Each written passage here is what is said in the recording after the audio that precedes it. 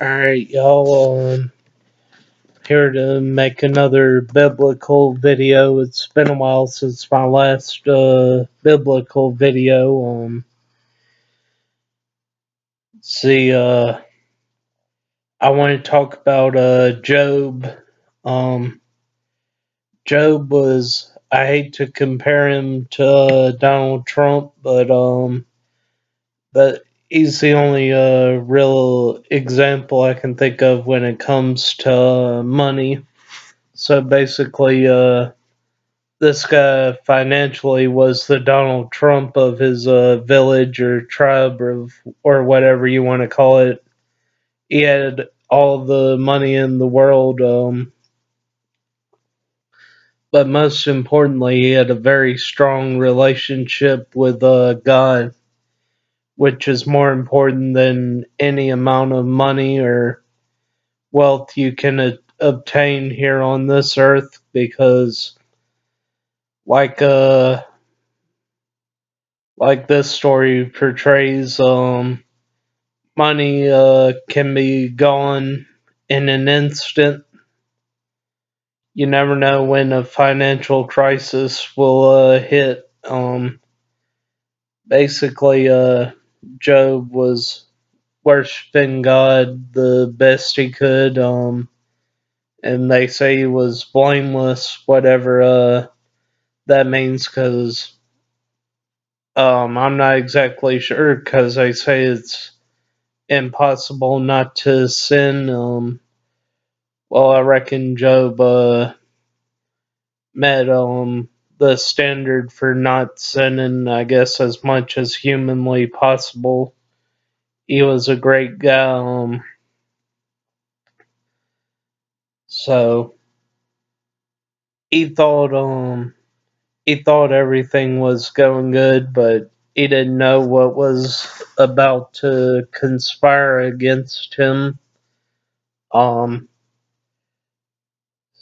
the God was upstairs, or in heaven, not upstairs. That's a pretty vague term to put God in, so I apologize for that. He was in, well, wherever he was. Obviously, he wasn't in heaven because Satan came to talk to him, and he said he was looking for somebody to attack one of God's followers. And God said, have you considered my servant Job? There's no one on the earth like him. He is blameless in everything that he does. And Satan said, well, it's because you have blessed him with everything a person could want, is why he follows you so well. And I reckon God accepted that challenge, because he said that Satan could attack all of Job's finances, but he was not to harm one hair on Job's head. So Satan pretty much destroyed everything Job had, and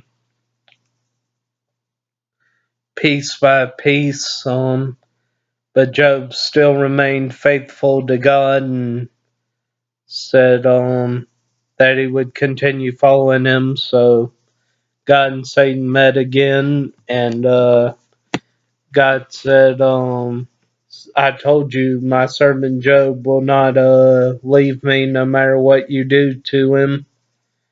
And Satan said, well, that's because you didn't allow me to attack him or any of his people. I bet he would fall if I could do that. And God said, all right, you can do it, but you must keep Job alive. And so Satan went out, and he basically destroyed Job's body and gave him tons of sores and killed most of Job's family off. But Job still kept his faith and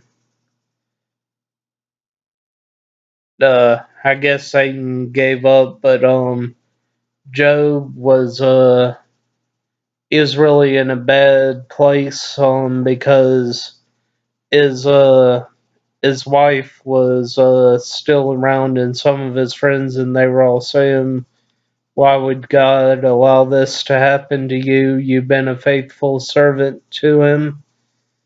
And so Job started searching for some answers by attempting to talk to God. And this brings me to another point. As Christians, the word why is very dangerous because, one, it's a waste of breath. You never really get an answer to why anything happens. And this was no exception. God was saying, look at, I know everything, and basically told Job that he knew nothing. And Job accepted that, and I guess because Job continued to remain loyal, God blessed him with more financial things than he had before. And some people say that that's just a story, but I think, like most biblical stories, we can dig a little deeper than that. I think Job was supposed to be saying an example for us as Christians that when the devil attacks us, that we're supposed to accept that it's God's will because the devil cannot do anything unless God gives him permission. And if if you accept whatever pain you may be going through, then God will bless you in the long run. You just got to be able to see the bigger picture, which is very hard to do when you're in a difficult situation, I know.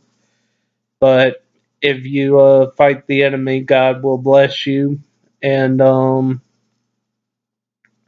that's all I have. Thank you for watching, and God bless.